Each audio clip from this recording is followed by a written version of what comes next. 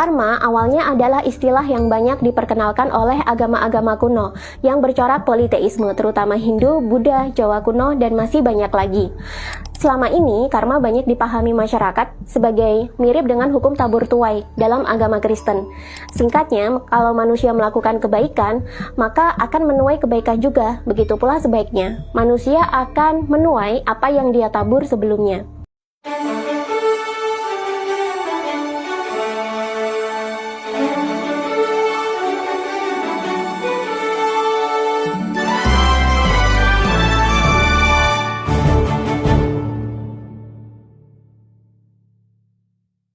Apakah pendapat ini benar? Secara singkat, iya, benar.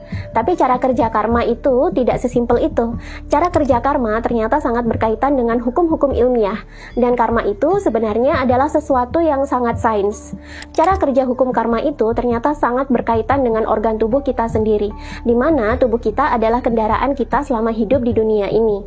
Kalau kita menyadari cara kerja karma, kita bisa terbebas dari siklus karma dan bisa menjalani hidup dengan lebih bahagia.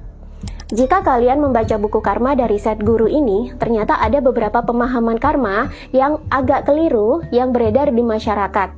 Sebenarnya, karma itu tidak ada hubungannya dengan pahala dan hukuman atau dosa. Karma juga tidak ada hubungannya dengan Tuhan di langit, pembalasan ilahi, kebajikan dan dosa, baik buruk, Tuhan dan iblis, atau surga dan neraka. Karma bukanlah suatu sistem eksternal tentang kejahatan dan hukuman. Tapi karma adalah dasar ilmiah dari seluruh eksistensi. Karma adalah sebuah hukum alam yang akan selalu berjalan, baik diyakini manusia ataupun tidak. Karma bukanlah suatu hukum yang dipaksakan dari atas atau dari langit. Karma adalah siklus batin yang berjalan tanpa sadar, yang diciptakan oleh manusia sendiri dari dalam dirinya. Karma ini bekerja secara bawah sadar, yang tidak disadari manusia dalam kesehariannya. Dan karma ini bekerja secara kompulsif dan siklis. Maksudnya gimana? Kompulsif adalah kecemasan di mana pikiran itu dipenuhi dengan pola pikiran yang menetap atau fixed mindset dan tidak dapat dikendalikan oleh manusia, sehingga tanpa disadari manusia seperti dipaksa untuk terus-menerus mengulang tindakan tertentu. Dalam jangka waktu lama, ini akan menyebabkan stres yang signifikan dan mengganggu keberfungsian sehari-hari. Dan karma itu bersifat siklis, artinya jika kita tidak pernah menyadari karma kita, maka kita akan cenderung mengulang-ulang lagi karma yang sama terus-menerus.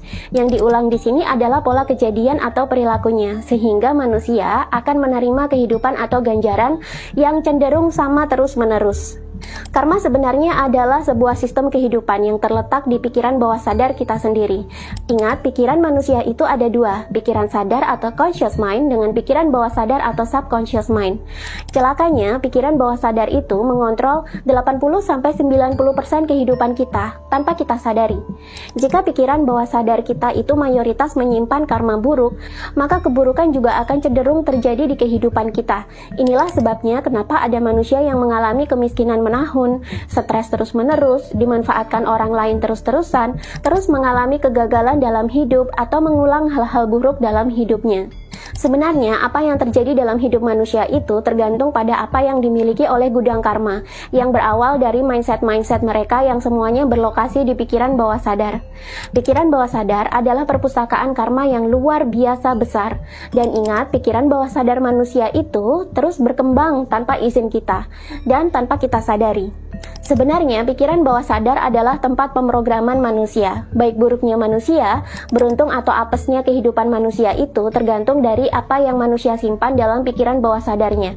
Jika Anda cukup sadar atau sudah pernah mempelajari ilmu pikiran bawah sadar, maka Anda bisa membentuk blueprint untuk diri Anda sendiri. Karma kita yang terletak di pikiran bawah sadar ini sebenarnya turut berperan penting dalam menciptakan cetak biru atau blueprint manusia.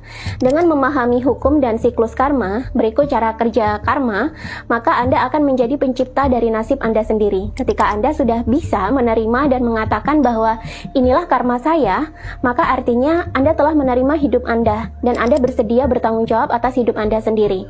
Dengan mengalihkan tanggung jawab dari Tuhan ke diri Anda sendiri, maka Anda telah menjadi penentu takdir Anda dalam hidup. Inilah hikmah dari menyadari hukum karma.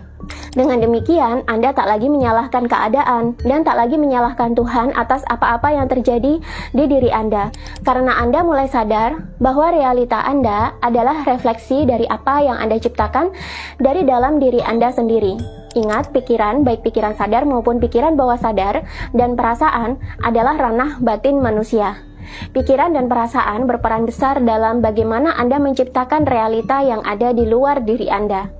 Menurut ulasan Sadhguru dalam buku Karma ini dijelaskan bahwa karma itu seperti software yang sebenarnya sudah ditulis oleh manusia itu sendiri secara bawah sadar. Jika manusia tidak pernah menyadari dan menulis ulang software karma ini, maka hidup manusia, rutinitas dan polanya akan seperti dipaksakan dari luar, bukan dari dalam dirinya sendiri. Dia akan menjadi manusia yang dikontrol oleh realita dari luar diri, bukan dia yang membuat realitanya sendiri. Karma adalah software yang bisa ditulis ulang, dibuang, atau dijauhkan. Lalu bagaimana sebuah karma itu terbentuk? Jika kalian ingin tahu lanjutannya, komen di bawah video ini, nanti akan saya buatkan kelanjutannya. Dan buat kalian yang ingin memiliki buku-buku yang ada di dalam video ini, kalian bisa klik keranjang kuning yang ada di TikTok saya dengan cara klik playlist yang ada di akun TikTok saya, lalu klik keranjang kuningnya dan check out dari situ. Jangan lupa untuk follow TikTok saya juga di @lia_lestari29 untuk mengetahui update buku-buku menarik lainnya. Jika kamu tidak bahagia dalam hidup dan terus mengulang-ulang kesalahan yang sama, bisa jadi kamu sekarang sedang terjebak dalam sebuah siklus karma. Karma bukanlah hal yang mistis, apalagi ajaran sesat.